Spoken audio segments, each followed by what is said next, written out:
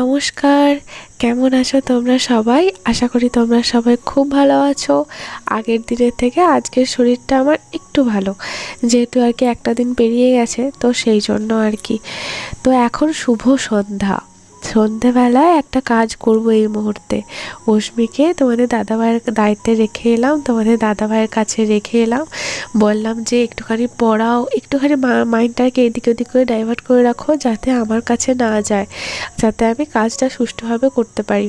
অস্মির যখন আমি daily routine share করেছিলাম বেশ অনেক দিন আগে, তখন তোমাদেরকে আমি বলেছিলাম এবং দেখিয়েওছিলাম যে অস্মি সকালবেলায় একদম মানে ব্রেকফাস্ট যেটাকে বলো সেটা অস্মি খায় চিড়ে সিদ্ধ। মানে সেটা আমি কীভাবে কি করি না করি সেটা তোমাদেরকে দেখিয়েছিলাম। মানে ওই যে ভাজা চিড়েটাকে আমি একটা কন্টেনারের মধ্যে রাখি, তো সেখান থেকে নিয়ে আর কি আমি সিদ্ধ করি প্রত্যেক দিন সামান্য ওই 1 চিমটে মতো, মানে ওই 1 পিঞ্চ অফ সল্ট বলো বা 1 চিমটে নুন বলো, তো ওইটা দিয়ে।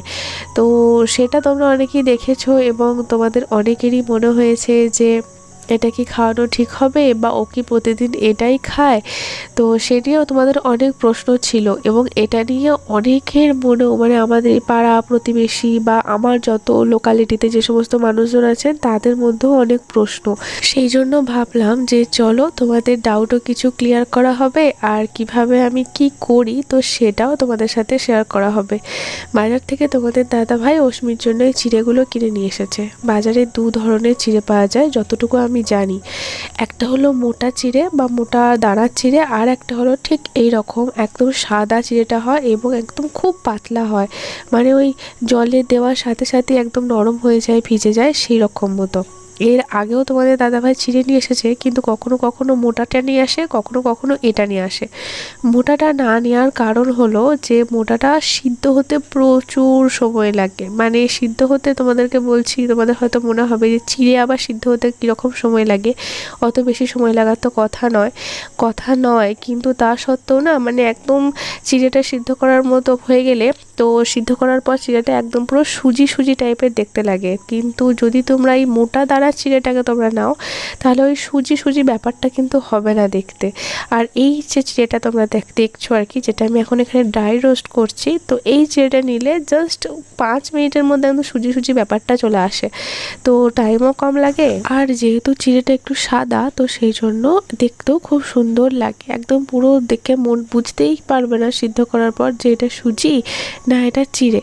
তো আমি যেভাবে করি সেভাবে হচ্ছে, এই যে তোমরা একটা বড় কড়াই নিই, তো বড় কড়াইয়ের মধ্যে এভাবে চিড়েগুলো নিয়ে আমি ড্রাই রোস্ট করতে থাকি। মানে সমানে হাত চালিয়ে যেতে হয়, মানে খুন্তি চালিয়ে যেতে হয় না। যদি তুমি খুন্তি 1 মিনিটের জন্য বা কয়েক সেকেন্ডের জন্য যদি বন্ধ করে দাও, তাহলে নিচেরগুলো লাল হয়ে যায় আর ওপরেরগুলো একটু কীরকম থাকে। তো সেই জন্য একদম কন্টিনিউ হাত চালিয়ে যেতে হয়, খুন্তি চালিয়ে যেতে হয়। তো কিছুক্ষণ আর কি এইভাবে খুন্তি চালানোর পরই তোমরা দেখতে পাবে যে একটা ফুলো ফুলো ব্যাপার ছিল বা অনেকটা কোয়ান্টিটি ছিল, তো সেটা একদম প্রায় অনেকটাই কমে যায় এবং ব্যাপারটা অনেক ক্রিস্পি হয়ে যায়, ক্রাঞ্চি হয়ে যায়, মানে একদম পুরো চিড়ে ভাজা যাকে বলে, মানে খুব সুন্দর একটা ক্রিস্পি ভাব চলে আসে। আর এই রকম চিড়ে ভাজা খেতেও কিন্তু আমার মেয়ে খুব ভালোবাসে, মাঝে মাঝেই বলে যে মা আমাকে চিড়ে ভাজা দাও, চিড়ে ভাজা দাও। তো এমনি শুকনো খায়, মানে খুবই কম সেটা, কিন্তু মাঝে মাঝে খায় আর কি। চিড়ে সিদ্ধটা তো প্রত্যেক সকালবেলাতেই খায়।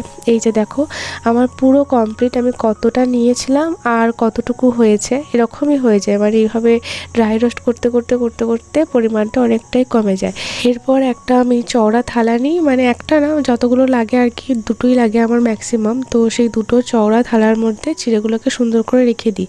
আর এই যে দেখলে তলাটাতে একটু কালো মতো আর কি ডাস্টের মতো পড়েছিল, ওই চিড়ের গুঁড়োই আর কি, তো সেগুলোকে আমি একটুখানি ফেলে দিই, কারণ এটাকে আমি আর থালার মধ্যে দিই না। তার কারণ হচ্ছে ওই চিড়েটা তাহলে তেতো হয়ে যাবে। তারপর এই যে দেখো একটা আমার হয়ে গেল, আবার সেকেন্ড টাইম আমি এর মধ্যে আর কি চিড়ে ঢেলে নিচ্ছি।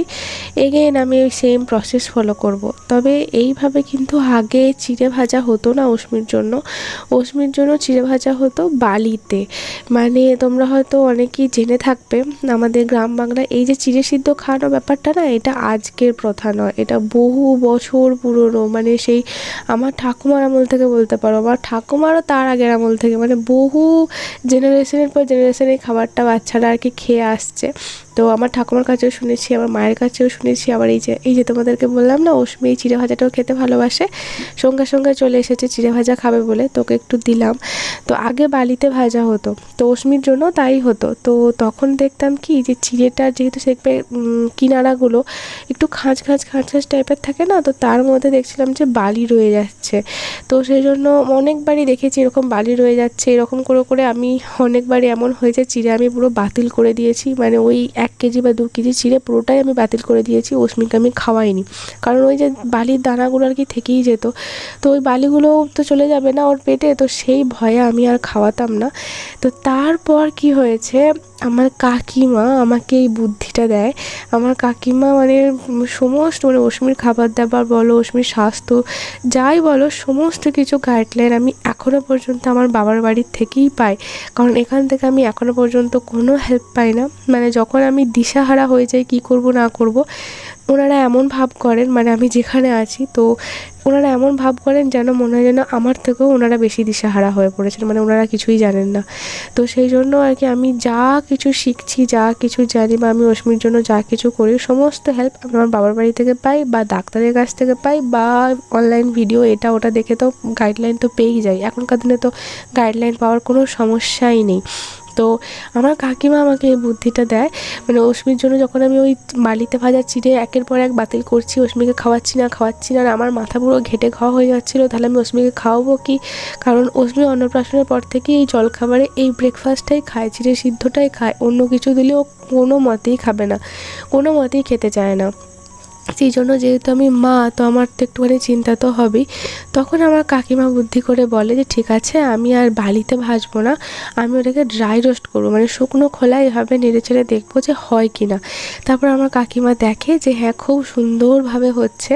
তারপরে আমি আমার কাকিমার কাছ থেকে শিখি, মানে আমি শেখার অনেকবারই আগে হয়তো কাকিমা 3 বার 4 বার আমাকে ওখান থেকে চিড়ে ভেজে আমাকে পাঠিয়ে দিত অশ্মির জন্য। তারপর আমি অশ্মিকে এখানেতেও খাওয়াতাম বা ওখানে নিয়ে গিয়েও খাওয়াতাম, ওখানে গেলে তো কাকিমা সমস্তটাই করে দেয়, আমাকে তো কোনো কিছু করতেই হয় না, অশ্মির খাবারের দিকে কোনো কিছুই চিন্তাভাবনা আমাকে করতে হয় না, সমস্তটাই আমার কাকিমা করেন। তো তারপরে যখন আমি কাকিমার কাছ থেকে শিখে নিই যে কী করে কী করব না করব, তো শিখে নেওয়ার পর আমি এইভাবে আর কি এখন নিজেই বাড়িতে বানাই।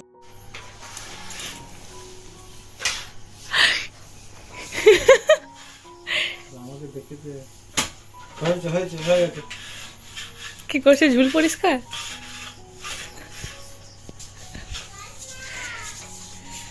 দেখো দেখো,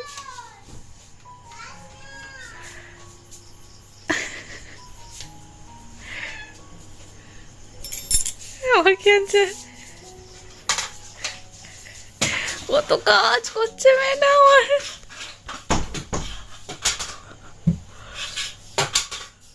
যা, ওটা কি ঢুকিয়ে দিয়েছে?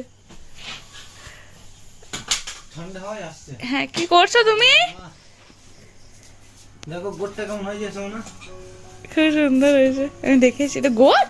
আরে হ্যাঁ, পাখি। ও না, ওইটা গোট, ওই দিকটা। গোটের ইয়েটা এরকম করে হ্যাঁ হ্যাঁ, ঘর ঝাড়ছে গো।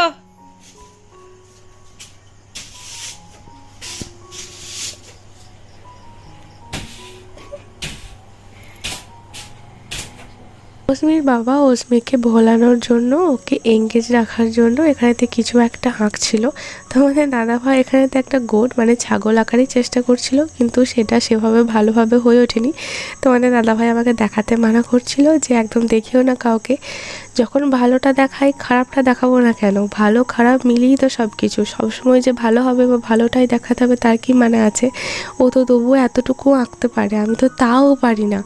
তো এই যে আমাদের অশ্মি রানী নিচে খেলছিল, ঘর ঝাড় দিচ্ছিল, ঘরের ঝুল ঝাড়ছিল অশ্মির বাবা দেখে দেখে। তো তারপরে আবার যখন দেখে যে বাবা আবার আঁকতে শুরু করেছে, আবার বাবার কাছে চলে আসে।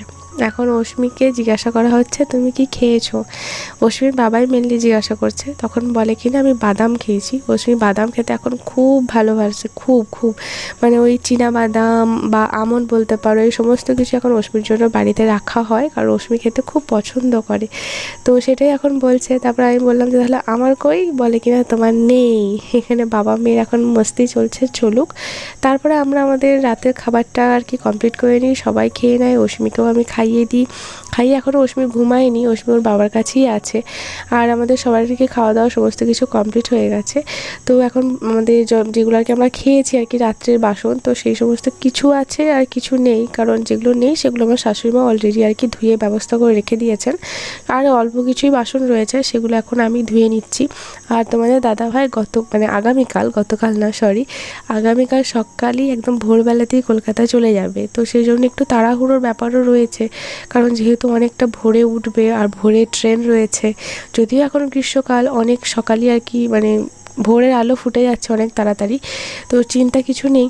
কিন্তু তবুও তো না একটু সকাল করে শোয়া, একটু সকাল করে ওঠার একটা ব্যাপার থাকে আজকের দিনে। কিন্তু এই সমস্ত কিছু ডেলি বেসিসে কাজ আছে যেগুলো তো আমাকে করতেই হবে, রান্নাঘরের কিছু কাজ তো আছেই। তো প্রথমে আমি যেটা করলাম যে সমস্ত থালা বাসনগুলো রয়েছে সেগুলো সমস্ত কিছু আমি এখানেতে ভালো করে ধুয়ে ওয়াশ করে নিচ্ছি। যত রাতই হোক না কেন, আমি রাতের বাসন বা দুপুরের বাসন সে যাই হোক না কেন, আমি যখনকার বাসন সেই তখনই আর কি ধুয়ে নিতে খুব পছন্দ করি। কারণ ওই এঁঠো খাবার, এঁঠো জিনিস এই সমস্ত কিছু ফেলে রাখতে বা পরে ধোবো বা হয়তো রাত্রের বাসনগুলো সকালে ধুয়ে নেবো, এটা আমার একদমই ভালো লাগে না। মানে আমার নিজেরই কীরকম একটা লাগে। আমার নিজের থালাটা হলো, যে থালায় হয়তো আমি খেয়েছি, আমার এঁঠো থালা, সেই থালাটা আমি সঙ্গে সঙ্গে ধুয়ে ফেলতে পছন্দ করি। কিন্তু সেই থালাটা যদি আমি 1 ঘন্টা পরে ধুই বা মানে পরে আর কি যদি ধুই বা রেখে দিই, তো সেটা আমি ধুতে পারবো না। মানে আমার নিজের থালাতে আমি নিজেই হাত দিতে পারবো না। মানে আমার এরকম একটা বাজে অভ্যাস বা বদ অভ্যাস আছে। তো সেই জন্য আমি কি করি, যখনকার যা থালা চেষ্টা করি যত তাড়াতাড়ি সম্ভব সেই সমস্ত কিছু আর কি ধুয়ে নিতে। এটা কিন্তু আমার শাশুড়িরও, মানে এইটার সাথে এই মানে স্বভাবটার সাথে আমার শাশুড়ির সাথে আমার খুব মিল। আমার শাশুড়ি মাকেও আমি দেখেছি যত রাতই হোক না কেন বাসনপত্র সমস্ত কিছু ধুয়ে রেখে দেন। হ্যাঁ, এমন কিছু জিনিস থাকে হয়তো কড়াই বা হাঁড়ি, যে জিনিসগুলো আর কি এখন রাত্রের মধ্যে ভালো করে আর কি মাজা বা ওয়াশ করা সম্ভব নয়, সেগুলো হয়তো কোনো কালে হয়তো রেখে দিলেন, সেটা মাসে একবারও হয় না, হয়তো 2 মাস 3 মাসে একবার হলো, বা অনেক লোকজন বাড়িতে এলো তখন হয়তো এরকম কিছু একটা ঘটলো।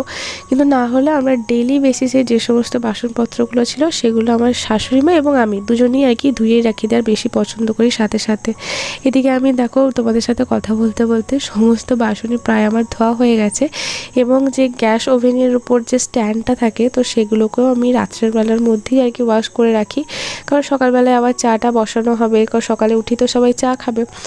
আর আমি শুনেছি যে যেহেতু আর কি আগেকার দিনের মানুষেরা উনানে রান্না করতেন, উনুনে আর কি মানে মাটির উনুন বা কাঠের উনুনে রান্না করতেন, কিন্তু এখন যেহেতু আমরা গ্যাস ওভেন ইউজ করি, আগেকার দিনে মানুষের আর কি কথা ছিল যে উনুনের মুখ এঁঠো করে রাখতে নেই। তার মানে হলো ধরো তুমি রান্না করেছো, তো সেই রান্না করা অবস্থায় ওইভাবে আর কি ফেলে রাখতে নেই, তোমাকে ওই ওভেনটা বা উনানটা তো সেটাকে পরিষ্কার করে তারপরেই রাখতে হয়। তাতে নাকি মানে ব্রহ্মা বা মা লক্ষ্মী রেগে যান যদি তুমি এটা না করো।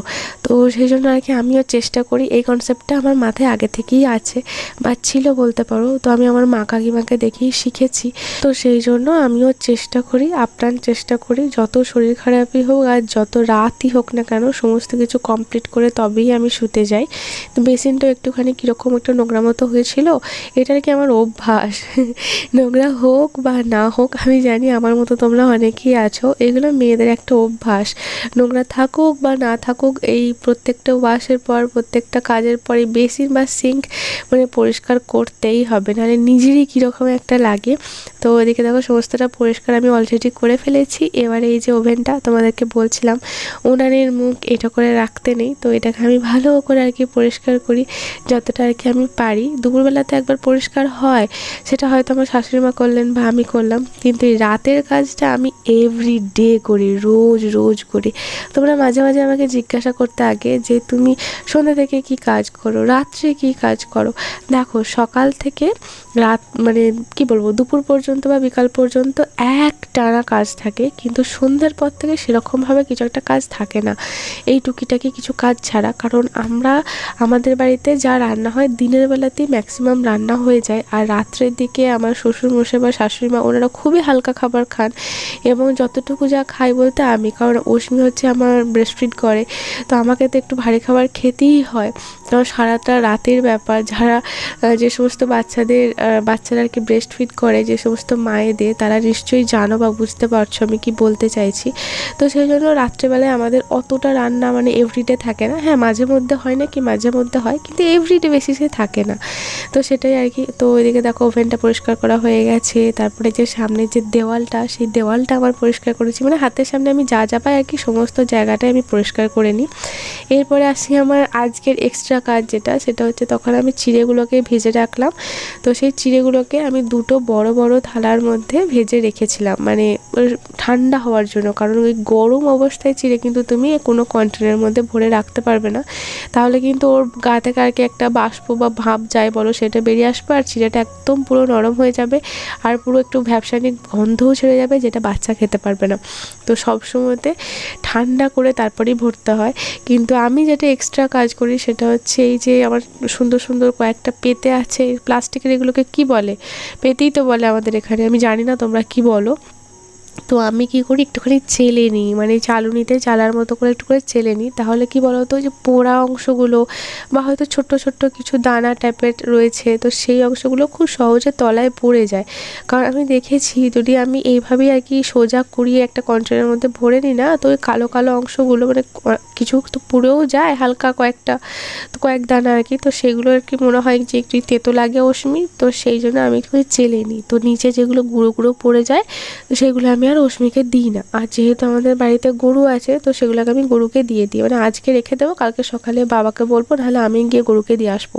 তো সেজন্য নষ্ট হওয়ারও কোনো ভয় নেই। তো আমি একদম অশ্মিকে ফ্রেশ জিনিসটাই সবসময় খাওয়াতে পছন্দ করি। তোমরা আর কি বলেছিলে যে এটা খেলে অম্বল হয় না বা ওর হজমে কোনো সমস্যা হয় না। আমার মেয়ের না আসলে এই খাবারটা খুব শ্যুট করে গেছে, আর অশ্মি এটা খেতে খুব ভালোবাসে। আর যেহেতু অন্নপ্রাশনের পর থেকেই খাচ্ছে, তো সেই জন্য এখনও পর্যন্ত কোনো প্রবলেম হয়নি। তবে হ্যাঁ, অনেক বাচ্চা শ্যুট করে না, অনেকের কনস্টিপেশনের প্রবলেম হয়, অম্বল করে যায়, গ্যাস রাখে, মানে সমস্যা হয়, পেটে ব্যথা করে। কিন্তু অশ্মির এই ক্ষেত্রে কোনো অসুবিধা হয় না। প্রত্যেকটা বাচ্চা তো সমান নয়, সবাই আলাদা। তো সেখানে অশ্মির ক্ষেত্রেও এটা আলাদা। তবে আমি এই রিসেন্টলি যখন আমি যাকে একদম কী বলবো ভগবান মানি বাচ্চাদের ডাক্তারের ক্ষেত্রে, তো অশোক দত্ত স্যার আর কি বর্ধমানেতে বসেন, ওনাকে আমি বলেছিলাম যে আমার মেয়ে প্রত্যেকদিন সকালবেলা কিন্তু চিড়ে সিদ্ধ খায়, মানে ও ওটাই খাবে। ওর সাথে অবশ্য জলখাবারের যা আমরা বানাই তো তার সেটা একটুখানি খায়, মানে শুধু চিড়ে সিদ্ধও খায় না, তার সাথে ওর কিছু একটা সাইডে লাগে।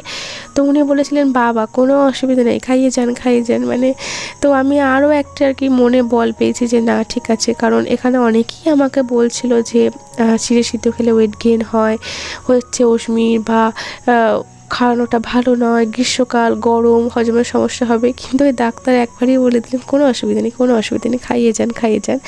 তো সেই জন্য আর কি আমিও বুকে বল পেয়ে গেছি। আর এই রকমভাবে অশ্মির বাবা আর কি প্রত্যেকবারই 2 কেজি 3 কেজি 1 কেজি মানে যখন যেমন হয় আর কি চিড়ে নিয়ে আসে। তো আমি এতটা করে চিড়েই আর কি একসাথে ভেজে এরকম বড় বড় দুটো প্লাস্টিকের কন্টেনার আছে, তার মধ্যে আর কি আমি রেখে দিই। এটাতে মোটামুটি অশ্মির মাসখানেক চলে যায়।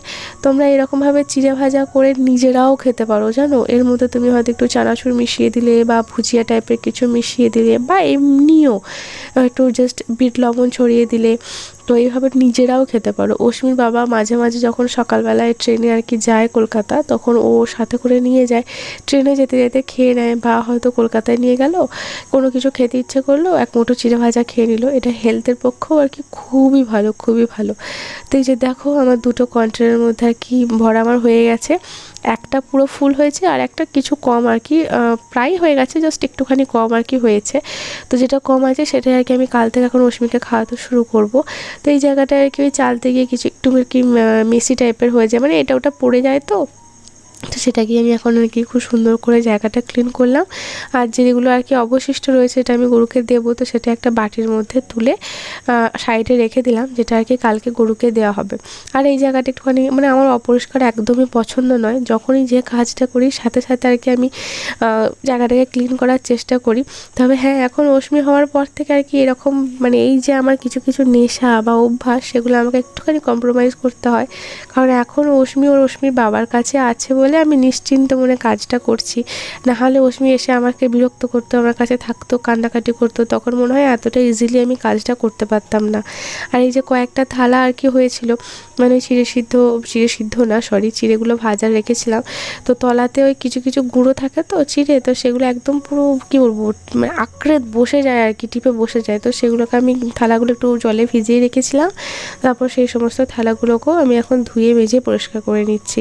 এই রান্নাঘরটা না আমার খুব মানে ভালো লাগে জানো তো, মানে বিয়ের পর যখন আমি প্রথম এই ঘরে আর কি আসি বা পা দিই বলতে পারো, মানে যখন আমার বরণ করে আমাকে যখন এই ঘরের মধ্যে প্রবেশ করায়, ঘরের মধ্যে পা দিই, তখন এই পুরো ঘরটার মধ্যে আমার এই রান্নাঘরটা খুব ভালো লেগেছিলো। মেয়েদের কাছে তো রান্নাঘরটাই আর কি ভীষণ একটা প্রিয় জায়গা, শখের জায়গা। তো আমিও চেষ্টা করি সবটাকে একদম নিট অ্যান্ড ক্লিন রাখার। কখনো পসিবল হয়, কখনো পসিবল হয় না, কিন্তু যখনই আমি সুযোগ পাই চেষ্টা করি সাজিয়ে গুছিয়ে রাখার। অনেক কিছু প্ল্যান আছে জানো এই রান্নাঘরটাকে নিয়ে, অনেক কিছু কাজ করাবো এই রান্নাঘরটাকে নিয়ে, তোমাদের দাদাভাইকে বলেওছি, কিন্তু যতদিন না অশ্মি একটু বড় হচ্ছে ততদিন আমি কোনো কিছুই করতে পারবো না। কারণ রান্নাঘরে কিছু কাজ আমি করি, কিছু কাজ আমার শাশুড়ি মা করেন। তো যবে আমি একদম নিজের হাতে হালটা ধরতে পারবো, এবং আমার শাশুড়ি মাও সেটা বলেছেন, কারণ আমি বাসনপত্র বা কিছু জিনিসপত্র আর কি চেঞ্জ আমি করতে চাই, তো আমার শাশুড়িমা বলেছেন এখন করো না, কারণ উনি বলেছেন উনি সামলাতে পারবেন না। তাই এখন যা আছে থাক, পরে কি হবে না হবে সবটাই তো তোমরা দেখতেই পাবে। কালকে সকালের জন্য কয়েকটা আমন্ড ভিজিয়ে ঢাকা দিয়ে রেখে দিলাম, যেগুলো সকালে খাওয়া হবে। আজকের ভিডিওটা তবে এই পর্যন্তই থাক।